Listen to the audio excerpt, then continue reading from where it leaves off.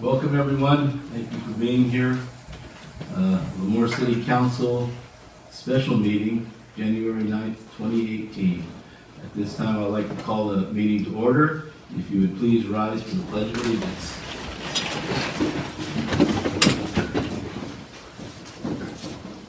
Ready? Salute. I pledge allegiance to the flag of the United States of America and to the republic for which it stands, one nation, under God, indivisible, with liberty and justice for all. Please remain standing. Mayor Pro Tem Neal will lead us in the invocation. Everybody please bow your heads. Father God, we thank you for being here, Lord. We thank you for all what you've done for us. We thank you for all the holidays, Christmas, Lord, protecting us, keeping harm and danger away from us, Lord. Help us come together as unity and as one. In Jesus' name we pray, amen. Amen. Okay, at this time, the time of the meeting for public comment. This time is reserved for members of the audience to address the City Council on items of interest that are not on tonight's agenda. Anyone in the audience that would like to speak on a matter that is not on the agenda tonight? Okay, seeing none, we will go ahead. Ms. Ward.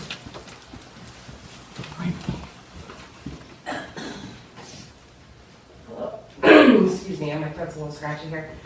Good evening, guys. Thank you guys for having a special meeting for this. We appreciate it. I did want to thank Nathan really quick. One of our local downtown businesses unfortunately shut down near the end of December.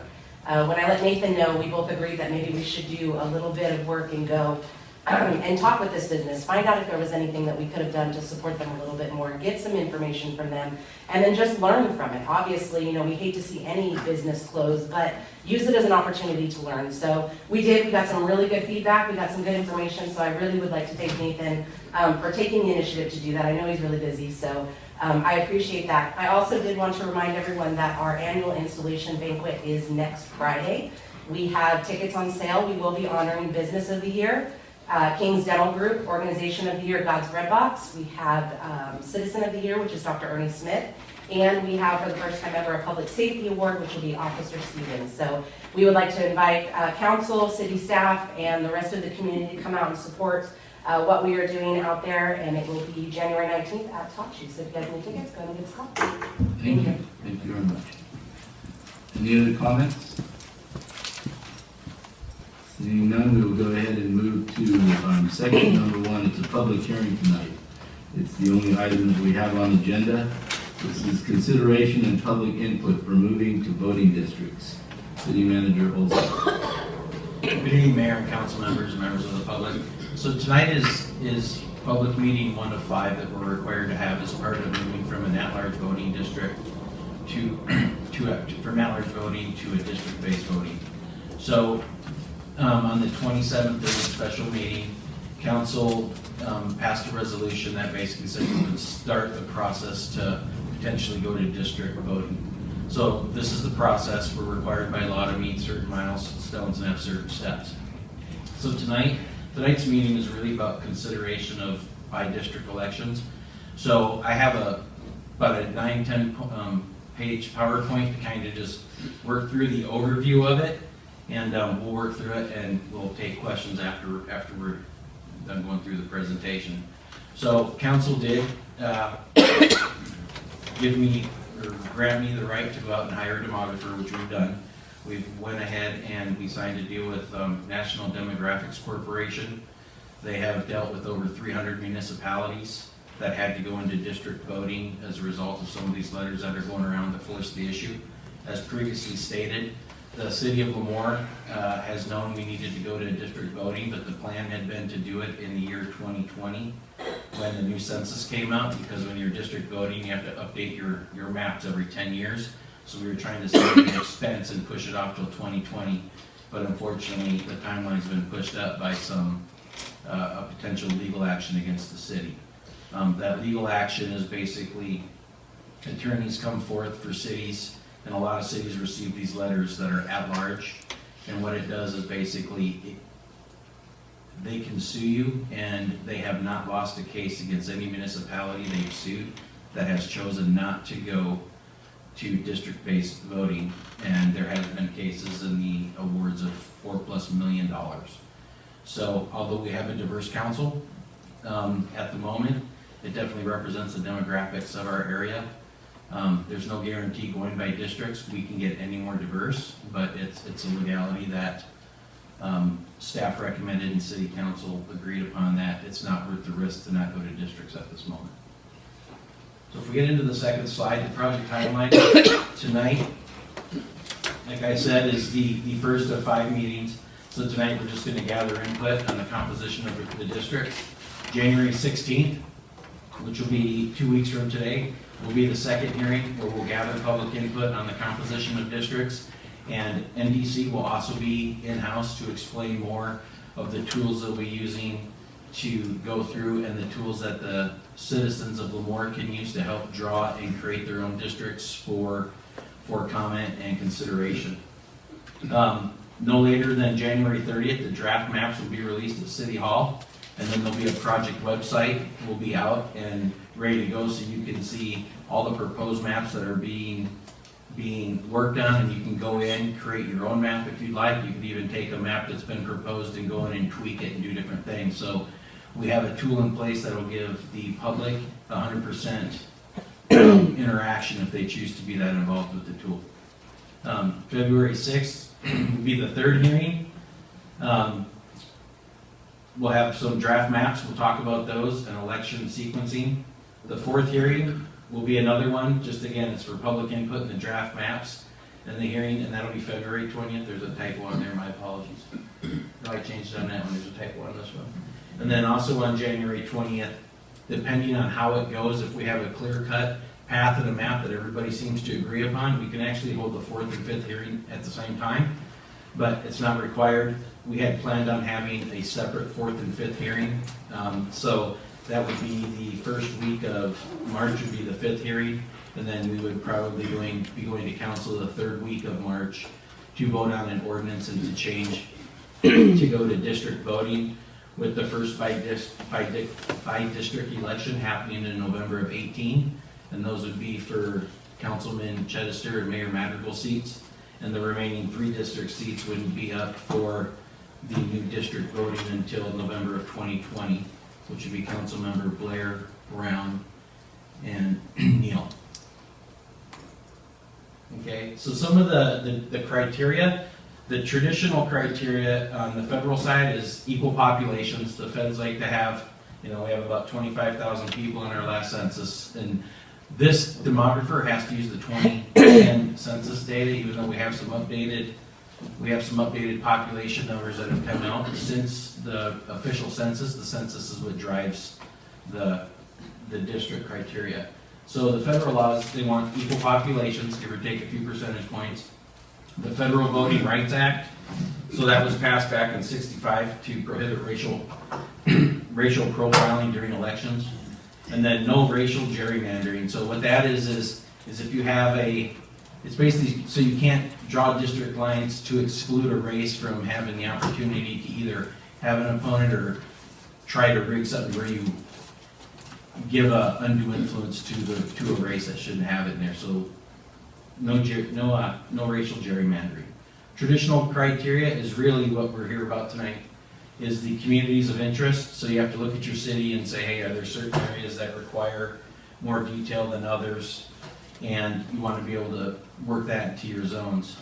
How compact things are. The zones have to be contiguous, so the lines have to draw and touch one another. You can't have 5 city blocks over here and a quarter mile in between them and then throw in a block over there. So they have to be contiguous in the fact that the borders will always touch each other. They like to use visible boundaries, so natural and man-made.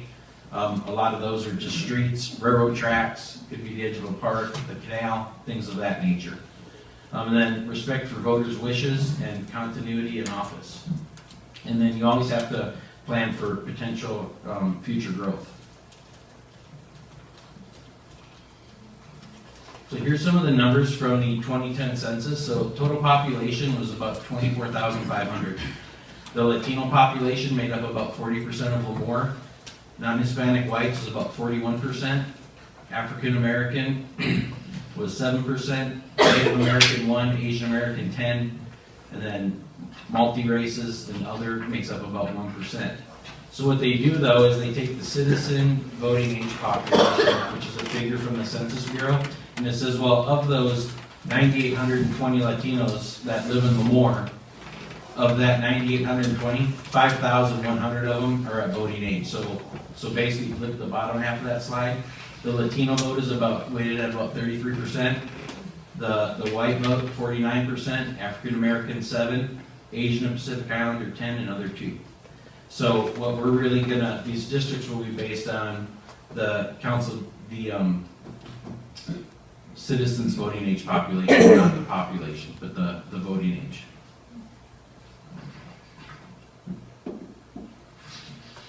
Okay, this is just a map kind of Lemoore. So if you look at the Latino district and the Asian Americans and the population there, so basically what the slide shows you on the right is Asian American eligible voters are not particularly concentrated anywhere in the city. So Asian Americans are widely distributed throughout the city, whereas the Latino population is especially concentrated around Heritage Park.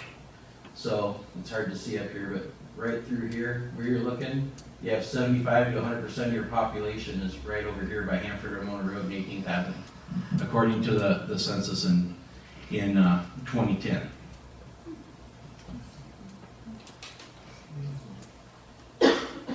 So these are the questions that we're going to be looking for input on as far as joining our districts. So what is your neighborhood or community of interest? So a community of interest is generally defined as a neighborhood or community of shared interests, views, problems, or characteristics. Possibly community features, boundary definitions would include school attendance area, natural neighborhood dividing lines such as highways or major roads, rivers, canals, and or hills, areas around parks or other neighborhood landmarks, common issues, neighborhood activities, legislative, election concerns, and shared demographic characteristics, income levels, education, linguistic isolation. So these are things that we need to keep in mind when we're drawing the maps. And I'm going to show you some maps that show very defined zones and zones that kind of migrate and cross over, so you can have more than one elected representing a certain area, like say a downtown area. If you just split the city 5 ways, downtown might only have one elected official that would represent that area, and some people would prefer that you have 2 or 3 people elected towards a certain area of the community or the town. And I'll show you how they draw those lines in a bit. Second question is, does the community of interest want to be united in one district or divided to have a voice in multiple elections? So if you look at these, so these are single representative examples. You can see, that's Compton on the right and Glendale Unified School District on the left. You can look at the colors and see that they use natural boundaries, population base, and they just said, okay, we're going to break it up into X amount of districts, and that's it. So people can come in, they can give their input, and then you set the boundaries and you move forward with it. Multi-representational maps aren't as clear. You kind of see they get through. So like if you look at South Pasadena on the bottom right, instead of section it off, it runs all the way through town but through the center of town, and they try to get it more diverse. Pasadena, and these maps usually achieve a specific policy goal. So they wanted to make sure that they had multiple trustees representing areas, and not just one trustee representing like a huge population of students. So they chose to draw lines that kind of spread it out more. So for tonight's discussion, feel free to give us the input, but we're looking for what you consider the boundaries or community of interest. Do we want our neighborhoods united in one district or with multiple council members elected? What neighborhoods do you think make sense to be with your neighborhood in a district or districts because of common city issues? And what other communities of interest do you see in the city? The fifth question, about any questions about the map drawing tools, we'll be giving that presentation on the map drawing tool at next Tuesday's meeting when Andy is in attendance to go over that with you. And that tool is still being developed for our city, so it will be available by the end of January.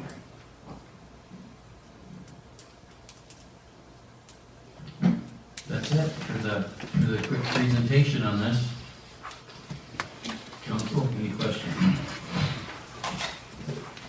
I have a question that is actually not to this, but was an email.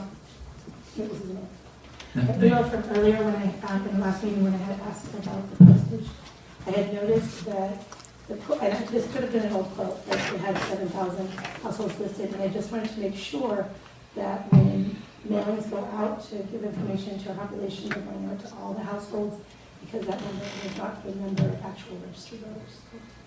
Please make sure that that's still checked. Yes, we did not do mailers this go round because of the time constraint. We had to have them in by Thursday.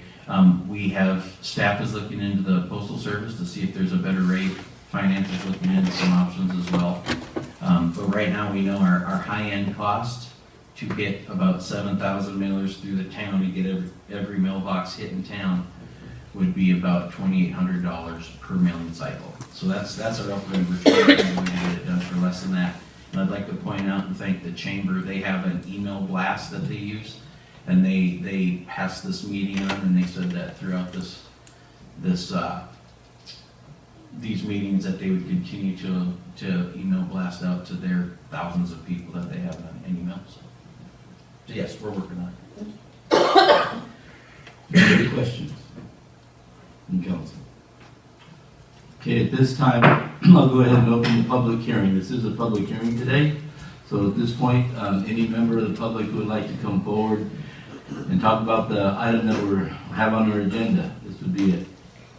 I'd like to hear your input, any questions that you might have, any kind of concerns.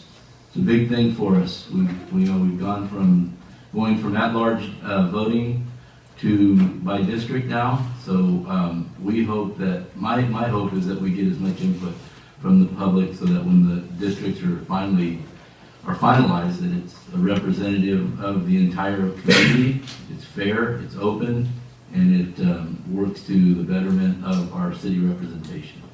So, questions?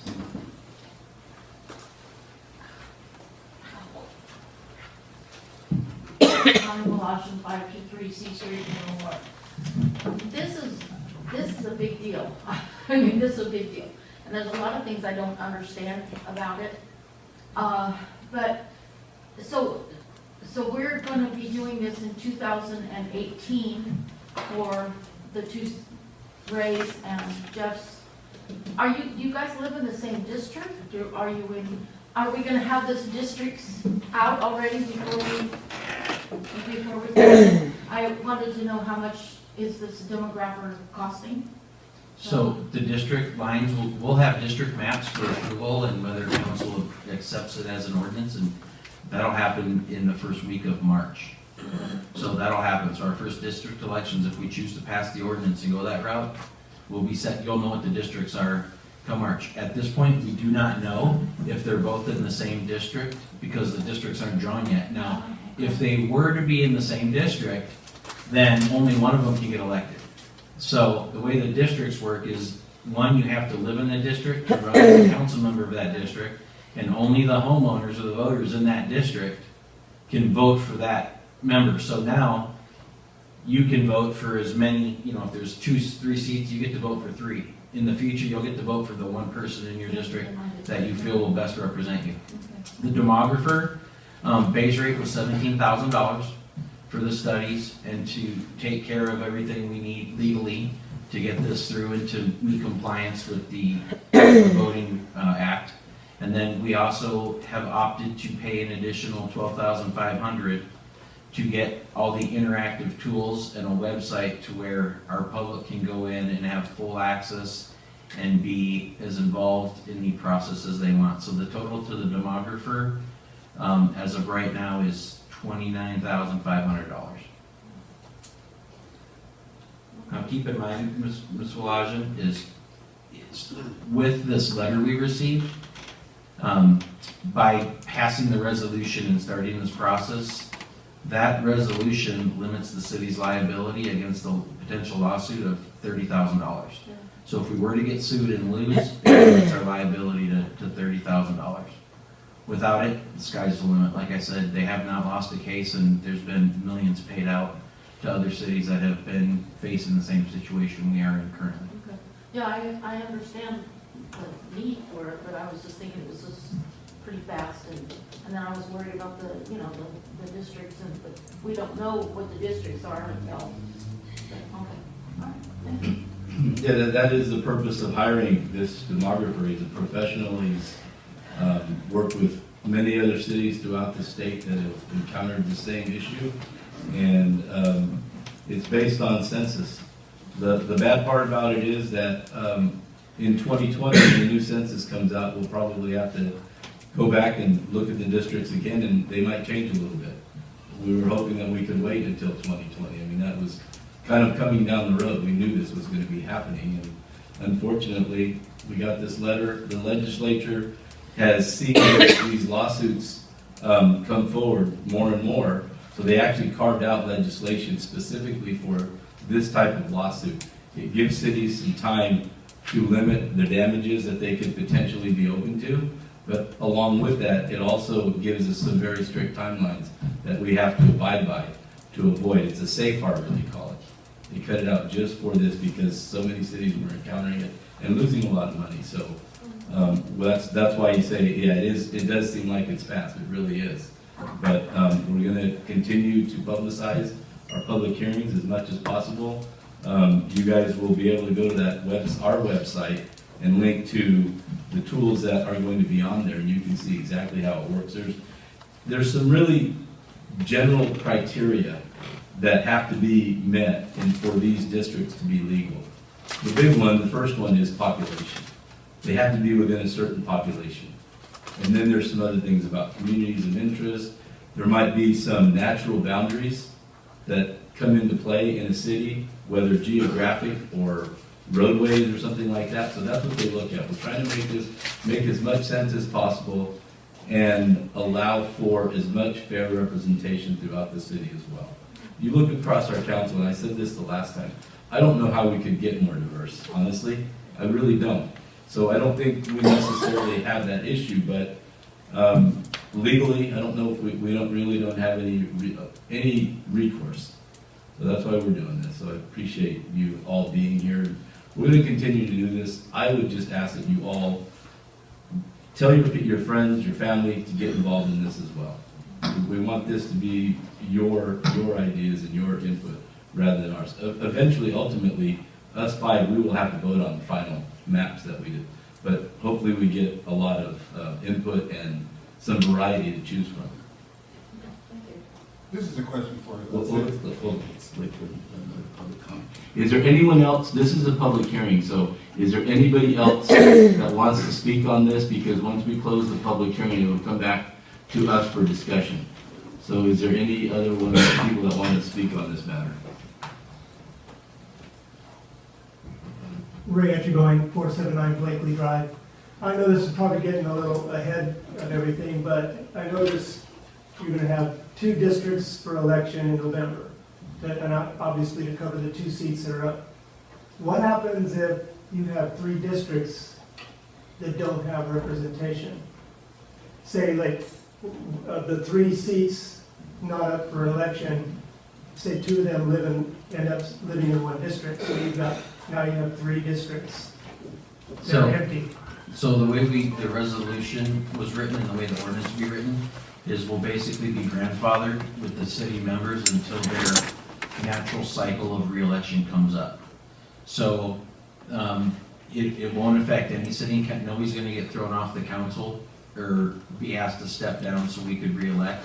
So depending on how it works out, we may have some districts that it'll take till 2020 election to get this thing full circle. So there's a possibility a district may not get representation for another 2 years? It could be possible, yes, depending on the districts and how things fall, but until we draw the maps, we will not know. And one thing we won't do is the demographers won't know where our sitting council members live to kind of try to make it to where that's really not a criteria. We go off the criteria that's based on the Voters Act and the law on it. So, yes, but you could be right. It just depends how the districts fall and who's eligible for reelection and whatnot. All right, thank you. Any other public comment?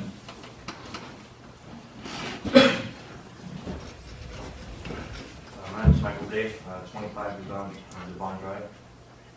Another question I had is that if, once the districts are drawn on maps, if no one runs for a council spot within that district, then that district would also not be represented on the council as well, because there wouldn't be a representative from that district? You know what? I'll have to get back to you with that answer. We'll post it, and I'll get your name before you leave tonight. I'm not sure what happens in that case if we have nobody running the district. I apologize. I should have that answer ready for you. That's a good question. That's a very Mhm. good question. Generally speaking, in other cities, a lot of times, that seat will then be appointed by the council that's at the city. That's what's happened actually our school board, that recently occurred, where there was no one in that seat, and that person was then appointed. Can you, no. Appointed by the, By the city board. So for example, in the school board race, when there was not somebody to run, the other school board members appointed someone for that. so then the other 4 council members could appoint somebody to that seat. I would urge you to look in the legality of that, but I believe so, yes. We'll look into that and we'll get back. And that's one of the downfalls. There's pros and cons to this, and that's one of them, is that sometimes you don't get a lot of qualified candidates to run because of it. So there is some pros and cons to it. Mai Chanel, 851 East Cinnamon Drive. I have a question and a clarifying statement. The question that I have with the council that we currently have being so diverse, not only with ethnicity, but with age and occupation, what position, is the city in a position to defend itself by stating that the people themselves are capable of providing a diverse council without districts? That's the question that I propose, because if the city, speaking from as a registered voter, were incapable, then everybody up there would look the same, everybody would have the same occupation, everybody would be the same age, but yet we have a female, we have educators, we have military and volunteer and policing, we have ag, we have ministry and ag, we have law enforcement. This city is well capable from a registered voter's perspective to diversify its council. That's just my opinion. So in what position do we stand to be able to say, yeah, you may be suing us, but we're already diverse and the people of our city are well capable of electing who they choose to elect at large? And the second clarifying statement I wanted to make is when it came to the school board elections, there was a letter sent out by the superintendent to that district that went unrepresented. And there were 2 individuals that went before the school board and were interviewed. And then the school board chose that one individual. And then in the upcoming race, they ran against each other and the best person won. So anyhow, I'm just kidding. But I do want, hoping that you guys could answer that question for me, being that, like I said, it's not just diverse in ethnicity. Lemoore is represented in many different facets here on this council. And I just would hate to be a part of taking away their credibility, our credibility, my credibility to elect the council that I feel would best represent our city. Thank you. So my understanding, the question that you asked about the city, us being able to elect a diverse council, what the California Voting Rights Act is asking, that's the whole crux of this is. No, that wasn't the question, sir. I understand that. I understand that fully. The question is, what position, if we wanted to, you guys are being sued, correct? The city is being sued. If we wanted to defend ourselves and say, no, the city is well capable of electing a diverse body, No one's getting left out. The Latinos are not getting left out, the women are not getting left out, the African Americans, the Anglo-Saxons, whoever. Nobody's getting left out here in Lemoore. What chances, I mean, I know the lawyer's not here, but are we in a position where we can say, no, we don't want a district. We want to stay at large? So the voting, the California Voting Rights Act makes an at-large election illegal. Since 2001 was passed, took effect 2002, so the way we elect is illegal. And, you know, I would say some of us share your sentiment that we can elect a diverse council, but you can't, the whole purpose of this law is to make sure that you continually have fair representation, and whether it works out or not, I don't know, but I can tell you that nobody that took this on as a lawsuit has been able to win against the lawsuit. It's very black and white. Legal counsel for the city has even said nobody's won these, and you end up spending a lot of money in legal fees. And the way these are written is if we get sued, not only can we be liable for the penalties, but we'll have to pay all the attorney's fees for the people suing us too. So it becomes a hefty price tag, and you know, council could take that choice and dig in their heels and say we're gonna go after this, but by legal direction and past practice and what has happened historically in California, it's probably not a very good play for the city. So your question, I understand what your question is. So you're asking, do we have an avenue to contest this based upon the diversity of our council and our ability to come up with a diverse council? So my research, there's City of Modesto, City of Palmdale, several cities that have fought. One of them, my understanding is that the CVRA itself was unconstitutional. That was the basis of the appeal. The other one was exactly what you're saying, that we can do this on our own. Both have been unsuccessful at the appeals court level. And I think the city of Palmdale lost $4.5 million trying to fight this. So it comes down to a matter of risk management. I was speaking to Mr. Oliveira here earlier, and he has something going on in his life. And he mentioned the same thing about what's going on with his, you know, at some point you have to look at it from a practical standpoint, because we are also stewards of the city's money. To go into something knowing that we're probably going to lose a significant amount of money is not, at least in my mind. I can't speak for the rest of them, but the rest of the council, but I just don't see where the writing's on the wall, I guess. It all boils down to risk management. Is what it is do we want to try to fight something of this nature, or use those monies that we have in our general fund for our infrastructure, keeping our city alive? Unfortunately, that's where it lies. That's where it lies, I mean, in my mind. So. And I echo that sentiment. Part of my understanding of past lawsuits were that it had to be established something approximately 40 years prior, and just about no city can really claim that from 40 years prior, and because our laws are based on precedent that's been set, the courts have already decided in past cases that no city has been trying to fight this, and we just didn't want to put the city at risk for that. You have a comment, Mr. Oliver? William Oliveira. I'm outside of district, but my address is 2007 2 Grangeville Boulevard. Thank you, City Council members. Thank you for your work you do. You said you have a diversified group up here. I think you do, but I don't see one Portuguese person up here. On the census, it said other. There was like 69 others. Were those the Portuguese in Lemoore? Just kidding. Gotta lighten it up a little bit. Pros and cons. What are some of the benefits of this? And then another question of mine is all of the money. We do get sued for $30,000, $1 million, $3 million. Where's that money go besides lawyers? Does it go to any entity, or does it go just to line someone else's pocket? It's follow the money game. It always is. So those are my questions. Thank you. Thank you.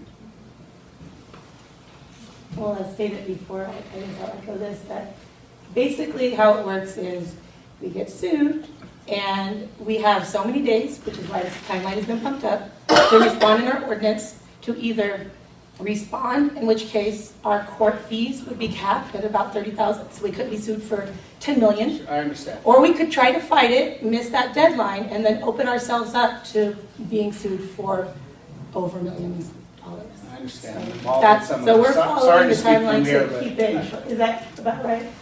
Yeah, it really goes to risk management at this point, you know, and it is the lawyers that make the money. This is kind of similar to people that go around and go after cities for ADA compliance. You know, they find something, they sue, they settle for 5-10 grand, they jump on the next one, and they just make a living going after compliance issues. So, again, to echo some of the council members' comments, it's risk management for the city. Any benefits from any of this? We're compliant with the law that was passed in 2001. You know, you could argue that it's gonna make us more diverse going forward, but I don't know if it will or not. There's no guarantees. That's the thing, you know, the intent of the law is good, but it doesn't guarantee you're gonna get any more diversity than what we have now. You know, you know, you could have 5 Portuguese council members in 5 years, you don't know. Just depends who's in that district and who gets elected. Just because it's written as a district, that doesn't guarantee you're gonna put the race that's represented in that district in the seat. There's no guarantees. But it does guarantee that somebody from that district is going to be voted in. Yes. So that's about the only other guarantee you have, that somebody from your neighborhood is going to get voted into that position and hopefully represent you. You know. Yeah, we're such a small demographic size, you know, Compton, LA, sure, that works. That's, wow, I don't think it's gonna work. We don't need it, but money-wise, I have a question. What if a person lives in a high populated area where there's a lot of Hispanics, and the door swings both ways in that end? And if you live in a high populated area where there's more Hispanics, they might go that way. And so you're not getting the full benefit. I hear what the people are saying. They're saying, you know, at large, at least there is, you get to vote. I don't care, I gotta go across town, who I'm gonna vote for. It should be my right. But like you said, the law is the law, and how they have it. We don't wanna put ourselves in a situation where we get sued for $2 million. So I understand where we gotta stand and say, you know, we're not gonna put ourselves, we're already dealing with a lot of issues already. That's all. Thank you. Any comment? Ms. Jackson, do you have a comment?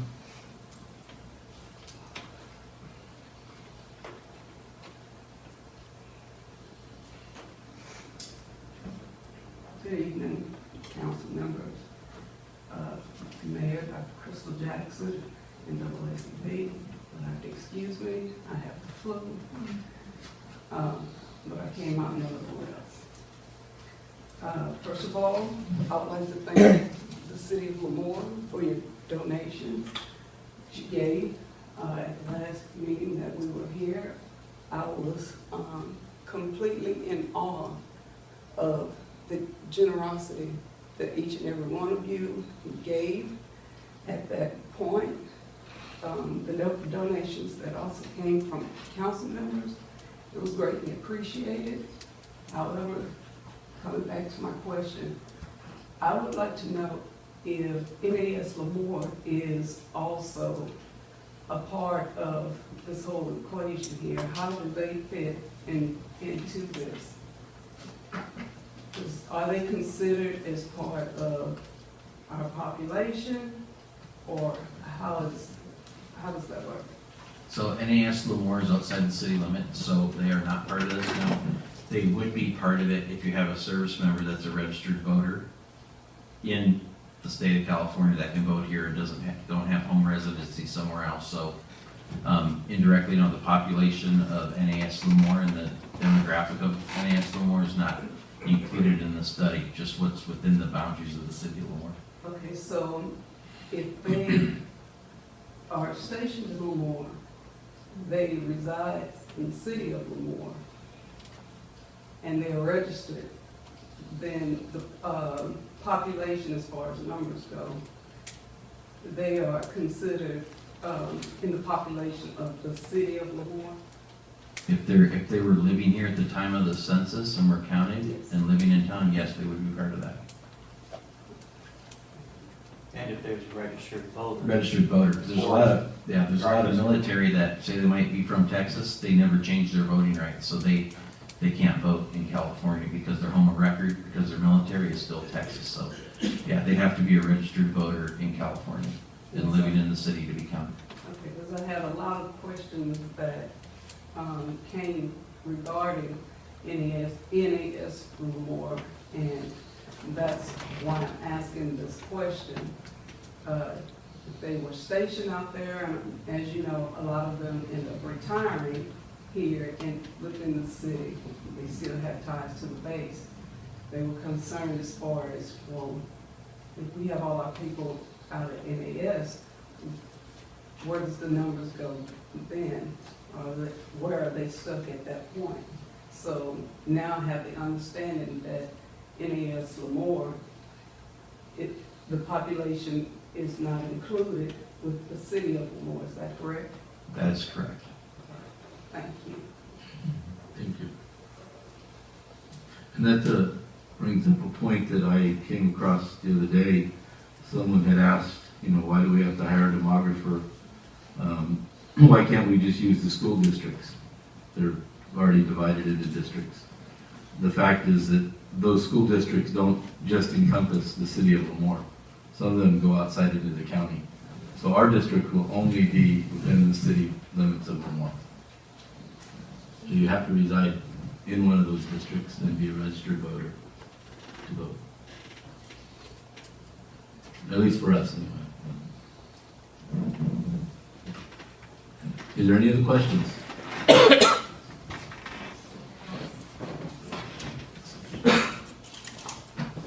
Okay, I'm going to go ahead and close the public hearing at this time and bring it back to council for discussion. Mr. Neal? If I may, this is a question for the city manager. Did you say the owners of houses be able to vote? Now, if you have apartments in that district, they're obligated to vote too? Yeah, registered voters Okay. that reside within a district. It doesn't not just the property owner, anybody who's a registered voter in that district. I want to hear that clearly. That may not have been clear earlier. I apologize. No, it's okay. Any other discussion? I would say we would want to concur with the law. The districting is working in other cities close by. I don't see a whole lot of disadvantages at this point until we know the actual districts and the boundaries. But we'll have a chance to look at that in the near future. So we are a little bit premature on fully decision-making, but I think going forward is our taking the least risk avenue. One more question. If you look at, when you said Palmdale, I looked at the population of Palmdale. It's like apples and oranges. Tulare, apples and oranges compared to our demographic area and the population. Hanford, 65,000, Visalia, yeah, you have districts, but how about Sanger? Do they have districts still, or are they at all? I wonder, Kingsburg, do they have districts, or are they at all? Did we ever look at them, those types of cities that have our same population? How about Reedley? They have our same population, so have you ever get that? So our demographer has already assisted Sanger, Modesto, that's bigger, Patterson, which is up north, but they're making about the same as us. King City, Los Banos, Madera. And they're, Madera's a lot bigger than us. mhm.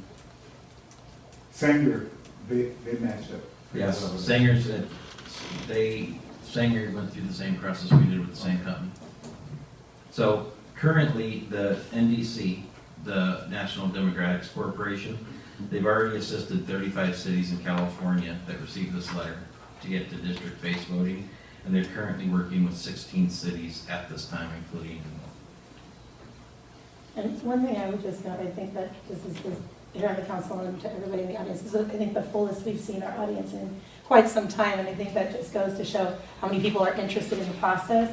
I want to make it very clear, we don't have the districts at all yet, but every step of the way, if you have a map that you want to propose, whether you go on the site or you just want to draw it out and bring it and come speak during public comment, we're all here looking at all of the community input that we can get, not just those in our immediate neighborhood. The entire community, the entire city is welcome to say what they think about districting, what they think about how the map should be drawn, and how they think our communication with the process is as well. That was part of the push for the live stream, is that we're trying to be as open and transparent as possible with this process.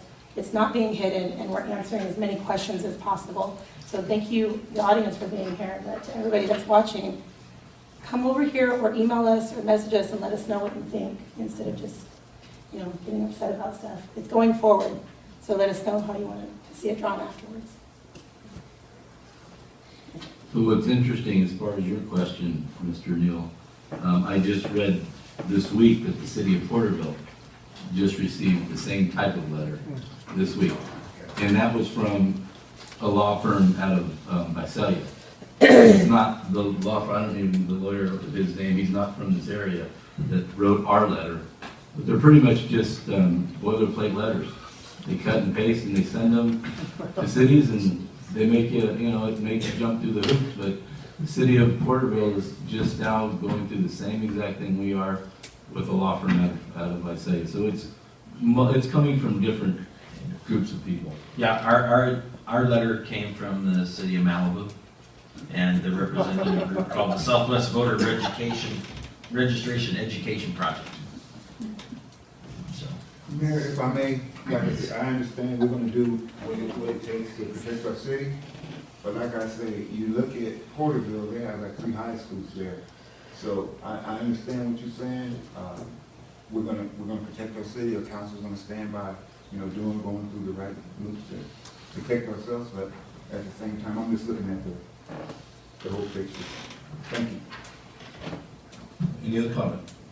So at this point, we don't, this isn't an item that we're voting on. This is just public hearing, and consider any comments and instruct the staff to move forward with the process of moving to voting districts. So do we need a consensus on that? no, this is just meeting 1 of 5, so we have to have the meetings by the law. Once you pass the resolution, it starts a 90-day window, and we have 90 days to pass an ordinance. Now, you don't have to pass an ordinance, but if we choose to go that route and you choose to go to district voting, then we have a 90-day timeline, and that's hard to do when you have to have 5 public meetings, so it'll be every other week we'll be having meetings, so. It's a very ambitious schedule. The next meeting, our next regular meeting, January 16th, we will have a public hearing on the same issue. It's the second one, to gather public input on the composition of districts. And then by January 30th, the end of this month, we should have some draft maps released. So be aware of that and be on the lookout. Please go back and do some research on this subject and come back with some questions for us. Come back informed. Maybe you can come up with something that we haven't thought of. Some really good questions or ideas about how we can make this a benefit to the city. We're gonna have to do it, might as well, let's make it as beneficial as possible. So anyway, I guess we can just close our meeting at this point. Wait, hold on just a minute. Where's this money coming from for the demographic? So the money from this, and we will have the budget amendment to you on the 16th in the regular session, but it's coming out of reserves as of right now, and not to exceed 50,000, as I currently stated. We're at 29,500 to have NDC present at the meetings. That's $2,000 per visit, so they'll probably come to 2 meetings. So that puts that price tag at $33,500, and then depending on what route we go with postage and mailing out, that could be an additional, call it $2,000 per mailer. So if we mail the next 3-4 notices out, that'd be another $8,000 in mail. Okay, so if I can recall, we approved 50,000. Yes, not to exceed 50,000. Not to see, but I see we have 40,000 to hire somebody to draw up the maps and stuff, and then you look at 2,000 to 4,000 for a person to come out here twice. Then we have 3,500. altogether, you're going $60,000 on this one. No, so Can you add all them, give me some numbers? yeah, so the demographer was 17,000 plus 12,500, so that's 29,500 to NDC. If they come for 2 or 3 meetings, it'll be an additional 4,000 to 6,000. So we'll take the high end, say they come to 3 meetings at 6,000. Now that puts us at 35,500. So the balance of that money, there's $14,500 left. That's what we have to use for getting the word out and sending to mailers. And as staff, you gave us that we will spend as little as we have to make sure we get this word out and get the input from the public and get the word out. So we will not exceed the 50, guaranteed. We cannot exceed the 50. You've only authorized us to spend up to 50. Just want to clarify. Okay. I would just like to say thank you to Nathan, who met with me earlier this week. We were going over the postage, and as noted before, there may be a difference between the current mileage versus the longer mileage. And I appreciate the, getting back so quickly on that as well, because it's something as little as 3 cents may make the difference, but when you're mailing out over 8,000 mailers, that can add up. So we're really looking at even postage costs as little as 3 cents, the difference to help save some of that money in the end. Because we do know that it's coming out of the reserves. Can I ask a question? About the live, Oh, yeah. yeah. Is there a way to tell how many people log on to that are looking at it right now? Yes. Yes. Oh, okay, cool. And I would encourage our public to go to the City of Lemoore. We have a nice new Facebook page that we're promoting. We have about 500 followers at this point. And we're working on getting an email list so we can email blast information right to your inbox. But we're still a few weeks out on that. So a good source for information is the Facebook page for the City of Lemoore. And we'll be posting stuff there weekly. And this whole process will be documented on that website, as well as Marissa is kind of heading up that Facebook page for us and our social media. She's actually live streaming as we speak, and then she's doing a recording so we can download it to the city YouTube channel. And that way you'll have a historical reference if you want to go back and listen to something second time or hear it, you'll have the video available. It looks like 17 people are watching as we speak. All right. So spread the word. Get as many people as you can here. We would really appreciate it. Well, thank you. We'll go ahead and close our meeting. Thanks for being here. I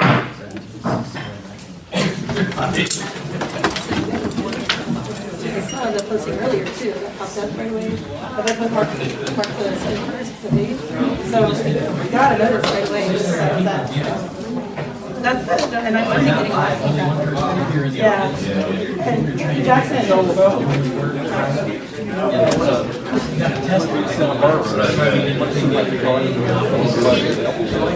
Okay, that sounds good. All right, you redeemed yourself. If you wouldn't mind helping us spread the word too. We still have some tickets, so if you want to reshare anything that you posted, that'd be awesome. You went and interviewed everybody for the video. So that was really great.